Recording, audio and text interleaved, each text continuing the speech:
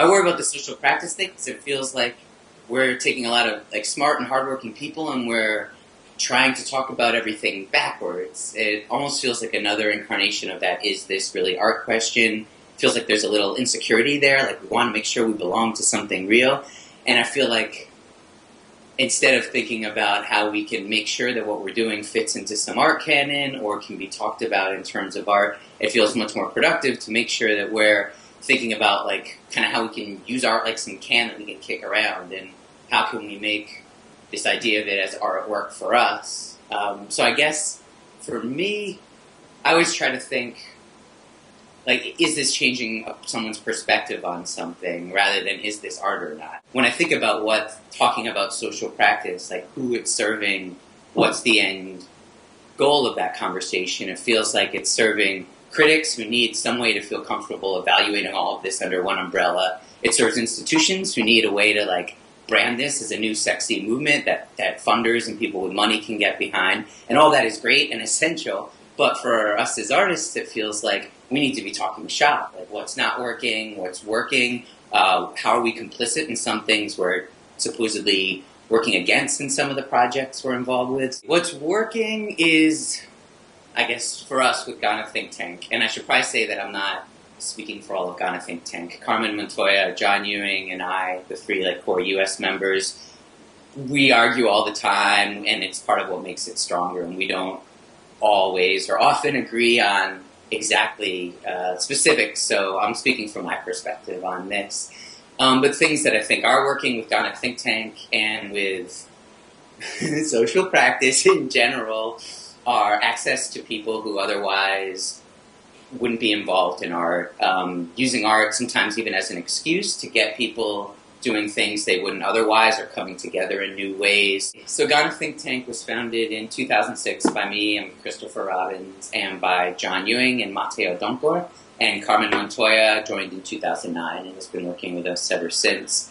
And we had all worked in international development in different ways and felt uneasy being Americans who supposedly had solutions for cultures we hadn't grown up in. So the idea was to flip that. And the motto is Ghana Think Tank is developing the first world. We collect problems in the US, England, however else you want to define first world, and then we send them to think tanks that we formed initially in Ghana, Cuba, and El Salvador.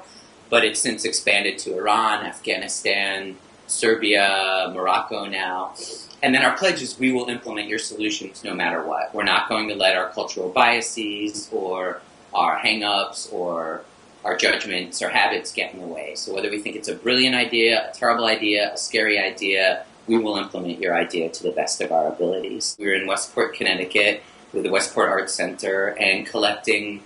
Westport, for people who don't know, it's a really wealthy neighborhood, maybe 45 minutes outside of Manhattan.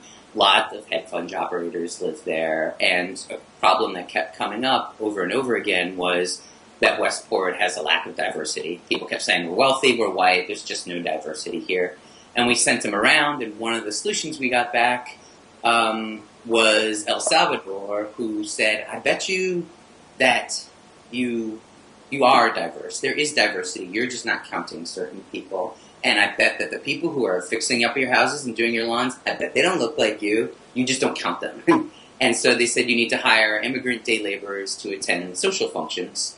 And so it was a transformative moment for me because it felt really offensive. I mean, we're paying, well, it was a good rate for drinking wine, but we were paying immigrant day laborers $15 an hour cash in the parking lot to attend Westport social functions, and it felt like it was making them an object in this piece, and it didn't feel personally like something I would have come up with myself and that I'd be willing to do. But we had promised we'd sit with our discomfort because we know that happens the way it usually works. And so we did this. And I mean, in the end, when I had this conversation with the people we had hired, it was more like we were the suckers than them. Like, $50 to drink wine and eat sushi anytime. It beats like driving the hills in the cold. So that was one example. Others are Liverpool. There was much more like practical or tangible, I guess I should say. In Liverpool, this guy lived across the street from the kindergarten, and every day he would see cars parked on the sidewalk and the parents with their strollers having to go off onto the street where the cars are to get past them. And he said the police don't seem to care, that nobody does anything about this. We sent this problem out, and Serbia came back with the solution of this. This is not a simple solution to this. You just dress as municipal workers and install parking blocks. They can't park there anymore. So we put on our high-vis jackets and our construction helmets and made all these concrete bollards, they call them, and installed them along the sidewalk to prevent the cars. So there's always a huge range of issues, from super personal to much more global. I'm scared to dance at parties, to homelessness or obesity, and solutions ranging from really tangible physical interventions to something more performative. I guess as I felt really uncomfortable with the role I was often playing and saw these stereotypes about Africa, for instance, and then being an African, seeing how amazing people were, and seeing how there's so much pressure to implement an outsider solution because you're afraid you won't get more funding, and the negative repercussions that can have. So for me personally, I mean, that part, the international development, influenced me in, well, always questioning my own perspective and realizing that there's always a completely different way to look at anything, and that there's always going to be a loser, I guess, in any community project, and there's nothing that's happy for everyone.